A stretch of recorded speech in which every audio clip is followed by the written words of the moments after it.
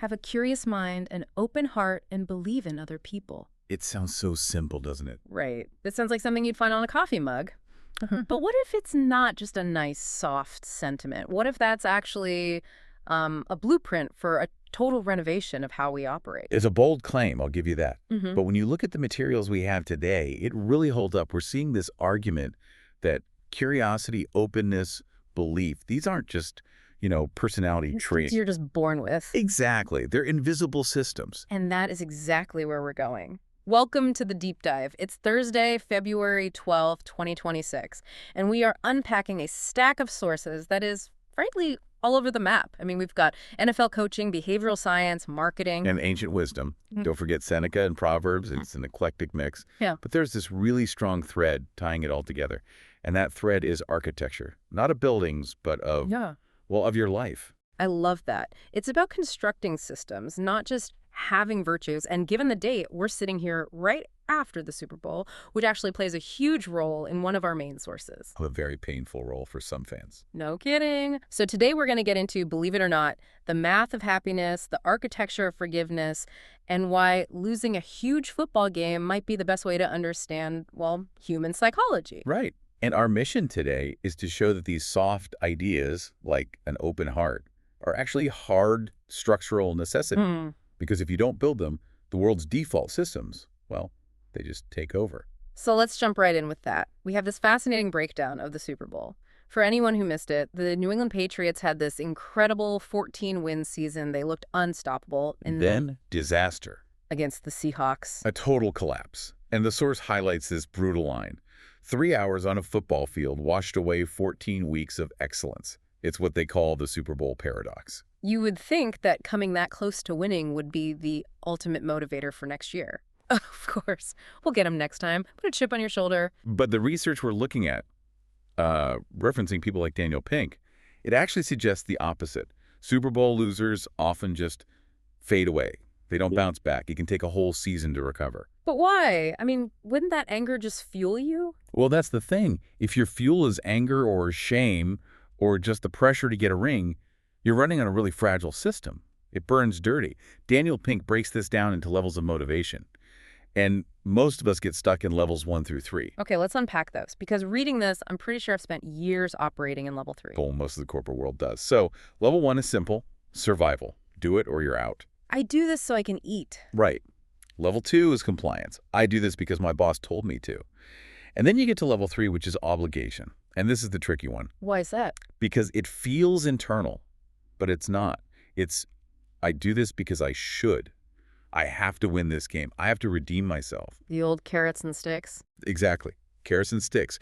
And the argument is that a team like the Patriots is often running on level 3, the external validation of the trophy, the fear of shame. But that system is based on external input. So when that reward is snatched away at the last second, the whole system just collapses. It creates a vacuum. Correct. If your why was the ring, and the ring is gone, you have no why. So to sustain excellence, you have to operate on a different level. The text jumps all the way to level 7. What happened to 4, 5, and 6? It's mostly for effect, but level 7 is where you find a combination of 3 key things: mastery, purpose, and autonomy. Autonomy is a big one. It kept coming up. It is. It's the desire to direct your own life. Think about it.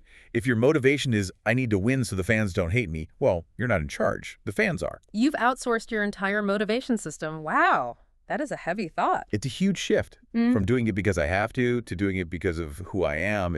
I'm doing this to get better at my craft. That's mastery. And to serve something bigger than me, that's purpose. So with that architecture, losing the Super Bowl, it still hurts like hell, I'm sure. Of course. But it doesn't break the machine.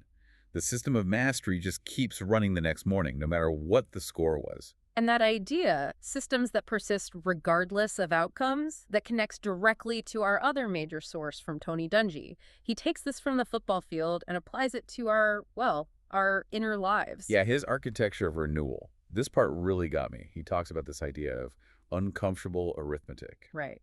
He says, if life is a ledger, we are all, and I'm quoting, miserably behind and making up for our sins. It's a powerful way to put it. And he means our failures, our mistakes, the times we were selfish, you can't ever really pay that debt back on your own. So if your operating system is retribution, tit for tat, you're basically bankrupt from the start. You're finished. The math doesn't work.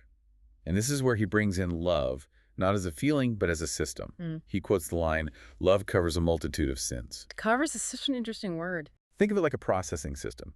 When someone wrongs you, that's an input. You can run that input through a system of retribution, and the output is anger, resentment, or you can run it through a system of restoration. And the example in the source was the woman washing Jesus's feet. A perfect diagram of the feedback loop. She had already been forgiven. She experienced the output of the love system, and that output became her new input. It's a self-sustaining cycle. So she wasn't doing it to get forgiveness? She was doing it because she was forgiven. That's level 7 behavior. It's transformation, not transaction. And Dungy connects this to divine providence. He says if you build these systems, there's this active partnership. It's not magic. It's infrastructure. You build a canal and the water flows. Okay, but building the canal is the hard part. And I think we sometimes fool ourselves about what kind of canal we're even building. Which brings us right to Seth Godin. This was such a sharp insight. Oh, I love this quote. Every successful system serves a purpose. It might not be the purpose it says it serves. It's brutally honest. A team might claim their system is for excellence, but if they always play it safe to avoid losing. Their system is actually designed for safety from criticism. Right. Or for us. I can say my system is for growth, but if I spend every night watching TV instead of learning something new, my system is actually built for comfort. So you have to audit your own invisible systems. Just look at the results. The results don't lie. Mm-hmm. And that audit leads us to the mathematics of happiness. Okay, I was promised math. Let's get to it. The formula is happiness equals halves divided by wants. Happiness halves wants. Simple fraction. So if I want to be happier, I've got two options. Option 1 is what we usually do. Increase the numerator. Get more halves, more money, a bigger house, win the Super Bowl. But the problem with that is as the halves go up, the wants tend to go up right alongside them. The goalposts always move, so the fraction stays the same, which is why the source points to the second strategy, decrease the denominator. The quote is, not wanting something is the same as having it. If your wants go down, your happiness mathematically goes up. Okay, I have to play devil's advocate here. Isn't that a little passive? I mean, if you just say, I don't want anything, you might be happy, but you'd never accomplish anything. A totally fair question. And the source has a counterbalance for that from Yufei, who warns, do not let time pass without accomplishing something, otherwise you will regret it when your hair turns gray. So it's a balance. How do you want less but still achieve things? It all comes back to autonomy.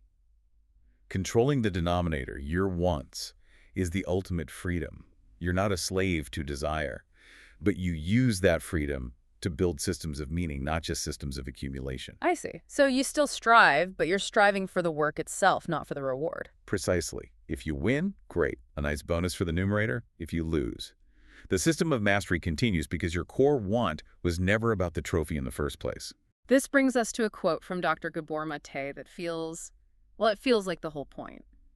We may not be responsible for the world that created our minds, but we can take responsibility for the mind with which we create our world. That's the pivot. We can't control the external world. That's the halves we were dealt. But we are the architects of the internal world. And the source mentions Ann Landers on parenting here. Yeah, that success isn't what you do for your kids, but what you teach them to do for themselves. You're teaching them to be architects. If you just give them halves, they never learn how to build anything. Exactly. And this gets down to the micro level. I mean, architecture of renewal sounds so big and intimidating, but the sources talk about tiny things, like smiling. Smiling is the most basic kind of piecework. It sounds a little cheesy, I know, like toxic positivity. Just smile. Yeah. But I think it's about discipline, about output control. Just like the Japanese proverb in the text, a liar is the beginning of a thief. Oh, that's the compound effect. It is. Small system failures compound into big problems. But the inverse is also true. Small positive outputs, they compound too. It's the butterfly effect of character. And you see that in the Martin Luther King Jr. wordplay. It's not burn, baby, burn, but learn, baby, learn, so you can earn, baby, earn. And by earn, he didn't mean money. No, earn meaning. Earn impact. But notice the order. You have to build the learning system first. The earning is the output. So pulling this all together, the Patriots, Dungy, the math, it all comes back to that one line from the text. The universe is within you. That's really the final truth here. We think we lack resources. I don't have enough patience or I don't have enough motivation. This whole deep dive argues you don't lack resources, you lack architecture. The raw materials are already there. We just have to move from level 3 obligation, I have to be good, to level 7 purpose. I'm building a system of goodness. So for the listener right now, how do they start construction? The source gives us those 3 vocational questions. They're great diagnostic tools. Number 1, are you good at it? Meaning, are you competent? Right. Number 2, do you love it? Does it align with who you are?